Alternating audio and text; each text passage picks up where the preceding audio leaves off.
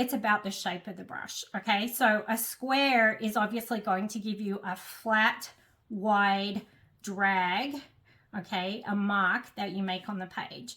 A thinner brush, and notice that these have a point on the end, is going to give you some finer details. So what you're going to see me do is you're going to see me use one of these round brushes, and it's also going to be about how hard you press with the brush. And we're going to do some practice, some warm-ups first before we get into, you know, painting our real card or design, just so that you can try and practice and do some practice things first. It's also a great way for me to introduce you to the different kinds of flowers that we're going to be using in our design today. But these, in case you're wondering, this is a company called Grace Art, and you'll notice they say practice on them. So this is a practice brush set. It's just made kind of, it's not professional grade, it's student grade, but I love using them, and they are a really great starter set. I just bought these straight off of Amazon, so you can definitely find those out there. There are many different brush companies around. This one is Ranger, so a lot of you may know the Ranger products if you're into mixed media or if you use inks and those kinds of things. So Ranger have their own range of brushes. I believe this is actually a Dina Wakley product. And then the next area I have is this company is called Silver. This is their black velvet line. These tend to be moving up in price, a little bit more expensive.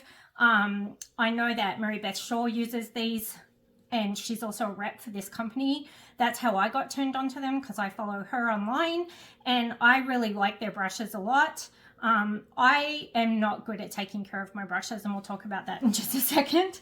The next one that I have is called Black Silver by Dynasty. This one's made in Thailand.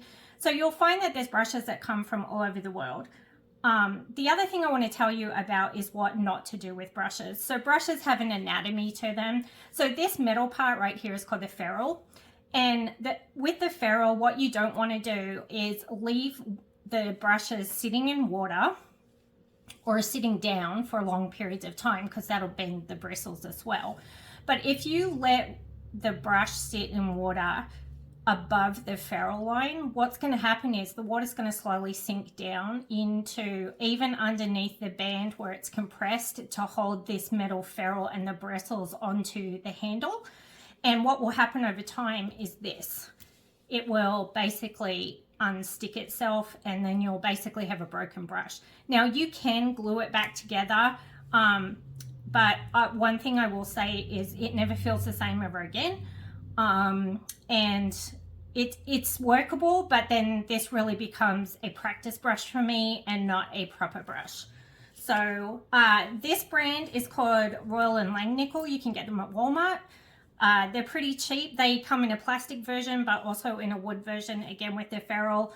I've had a lot of these before I knew how to take care of them properly.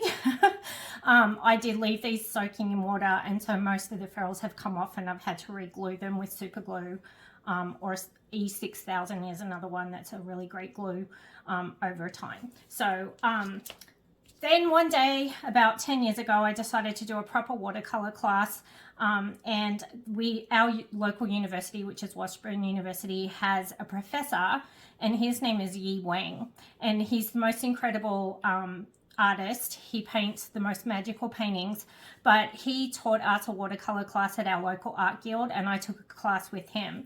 And part of that class was you purchased a class supplies kit, and this particular set of brushes that I got from him came directly from China. So they're real hair brushes. They're absolutely gorgeous to work with. They're very expensive, and I use them very infrequently. These are designed specifically as a watercolor brush. They are not meant for acrylic paints at all. And so I use these, they tend to run on the larger side. As you can see, this is a lot bigger than some of these other little brushes that I got. But I really love these brushes, but they're very, they're handmade, and so they're not quite as strong. This is just aluminium, and it's not done very well. And so I've really tried to baby these over the past 10 years to kind of try and preserve them. In terms of watercolor, there's lots of other things you can use. You might see this little guy used. This is called a pipette. Some people call it a pipette. Basically what you can do is you can use it to pick up water and make drops on your page to drop color into, if that's something that you might like to try. A lot of artists use skewers to draw into their watercolor that's on the page, or to put impressions into the paper before they add their watercolor, to let the water and the paint gravitate towards that impression that you've made on the paper using a skewer.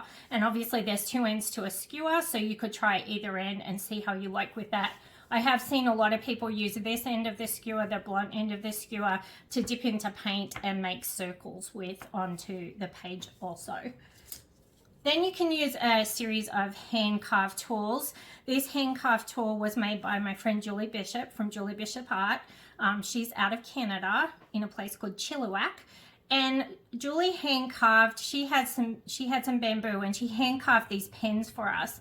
And so what you can do is you can dip these pens into watercolor or ink, and I tend to use mine with Black India ink the most. And then you can draw on them to make lines on your page. So this would be another tool that you could use. And again, just like a brush, there's kind of a sharp end and then also a blunt end here. And then lately I've been getting into trying different kinds of tools with my watercolors. And this is a kitchen basting brush that is used to baste, say, like a turkey or something like that, or it can also be used as a pastry brush for brushing egg onto pastries.